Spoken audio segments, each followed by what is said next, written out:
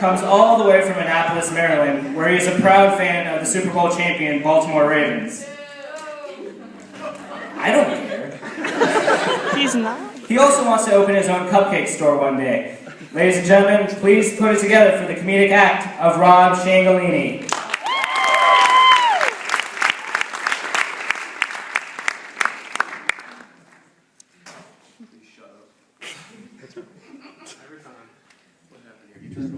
There we go. Well, this is a dream come true for you guys.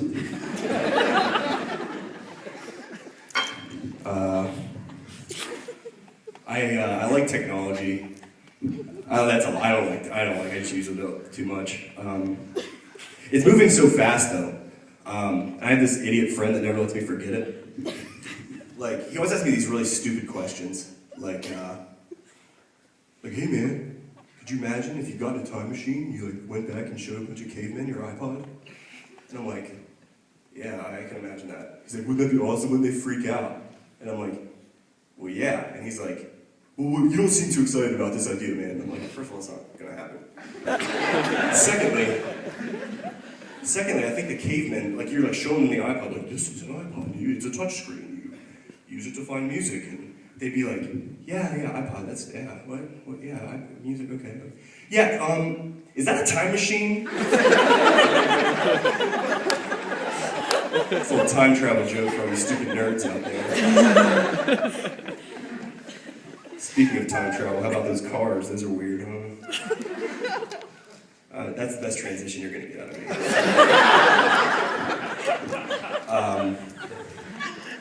Yeah.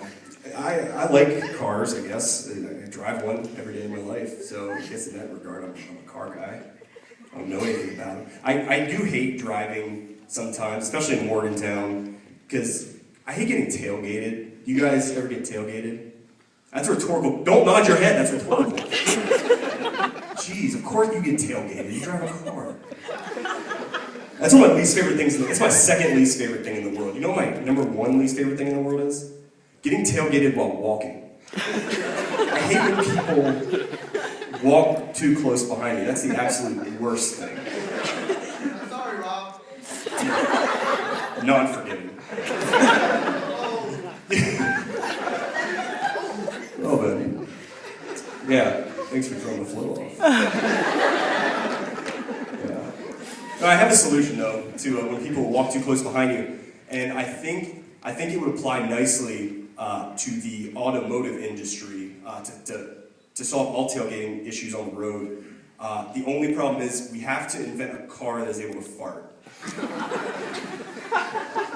I mean, you guys laugh, but like we could make them like people. Like they could each have their own individual fart. You know, like a Prius could be like,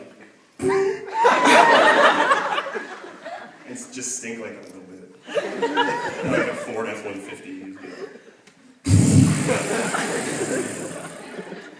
You're killing all the wildlife. And Mercedes would be like, that wasn't me, that was the Kia. Yeah, whatever. So I'm a little bit racist.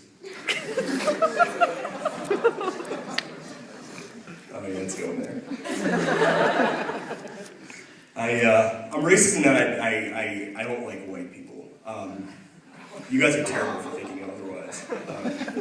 You guys are racist here. No, I don't like white people really at all. And I guess I don't like being white more than anything because, like, all the other races have really cool stereotypes. And we have none. Like, you hear like, oh, Asian people, they are very good at school. They are very studious people. And you hear like, oh, black people are the best at sports. And then, all sorts of other ethnicities have all their great foods and whatnot. And it's like, what are white people good at? And you going down the list and you're like, there's nothing. There's nothing until you get to oppression. You have to get all the way to the O's to find something that white people are good at. That's it. That's all I can. I guess we're good at a couple other things. I guess like hockey,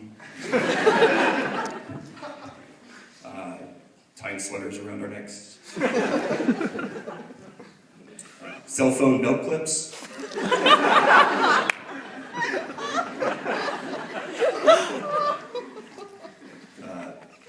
Telling other ethnicities when their holidays are.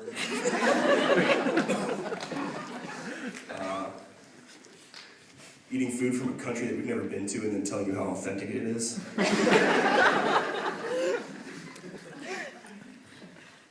Eating food from Trader Joe's and telling you how organic it is.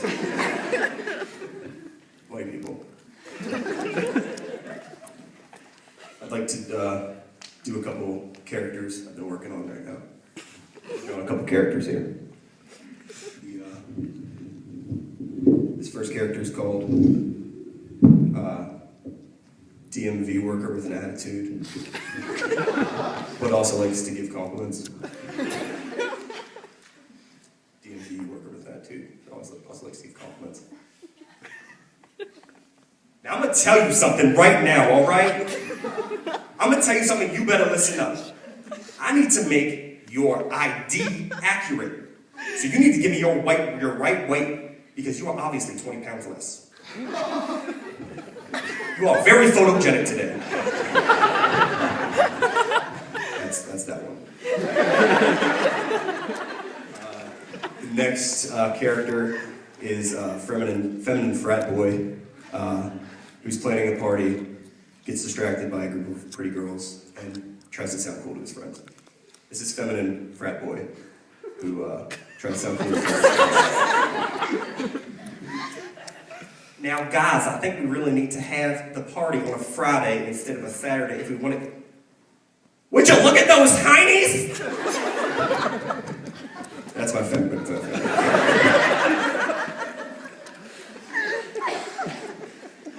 This last one is the diner waitress that. Shut up, please. Thank you. Anyway, this last one's a diner waitress who doesn't let the tracheostomy get in the way of a good time. This is the diner waitress who doesn't let the tracheostomy get in the way of a good time. Hey, hon, what'll it be? You want some coffee with your omelet? That's a cigarette. Thanks for nothing. I took a poop in a public bathroom today.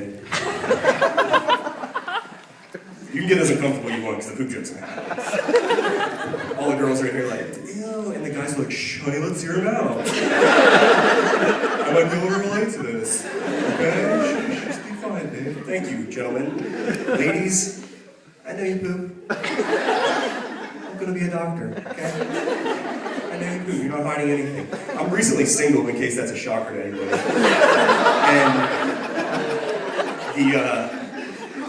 the dating advice I recently got from my dad, he put his arm around me and he said, Rob, come here, I gotta tell you something. And I was like, yes, Dad? I'm actually taller than my dad, so this is probably more accurate. I said, yes, Dad? He said, you know what the hottest girl at every bar has in common with one another? And I said, they're out of my league. They won't come over. And I'm like, and he's like, well, but the hottest girl at every bar, you know what they have in common?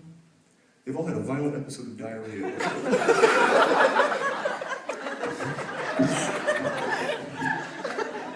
Confidence boost.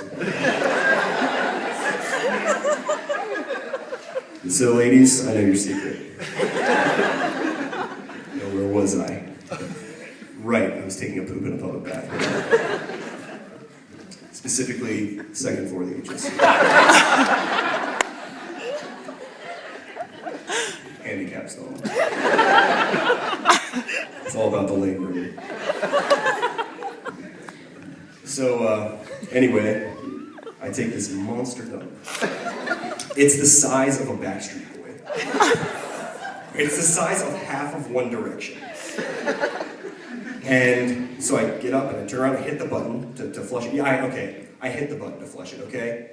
Call me old-fashioned, but I don't enjoy robots watching me dump. So I hit the button. And then the next thing that happened was incredible. It went gone forever in half a second, which is incredibly unfair. because I don't know if you've ever noticed the difference between a public bathroom toilet and a home bathroom toilet. Like when I'm at home, I have to like jiggle the handle and say a prayer and sacrifice a virgin goat. And I still might have to plunge it out. But when you're here, it's like you're pooping in a space station. You're about to unload it into the void of the universe. All of the vacuum pressure from the void of the rest of the known universe and unknown universe is sucking that toilet through that wall. And you don't know where it goes. I'm assuming space. That's really the safest bet. So, and who decides like where all the good toilets go? Is there like a tryout or like a draft? Like, hey son, we here at the second floor of the HSC would like to welcome you on the team. Welcome to the big leagues. We like the power you bring to the table. Or, son, I'm sorry, but we're sending you down to the Andersons this year. There's always next year. So, yeah. And home toilets really bug me because they're so slow. It takes a year to do like one cycle. They're just like, and your poo. Like your individual poos are like they're like the 13-year-old kids at the amusement park who just run around everywhere and they get on all the rides that they're way too old for and they're just like, oh, this ride freaking sucks. They're just taking forever and they're mocking you on the way down. Not in a public bathroom. No way, Jose. In a public bathroom, it's like you took those same piece of crap kids and they're still running around the theme park. And you're like, God, just stop it. And they get on the tilt-a-whirl and they're about to have a great time and they look over and Osama bin Laden is operating the tilt-a-whirl. They're like, no, mister, please let me go. Just let me go on this thing. Please just let me go. And you're like, well, maybe you should have thought about that before you got on my plate at Carmona's. I just personified poop. And my act is at an all-time low. Thanks, guys.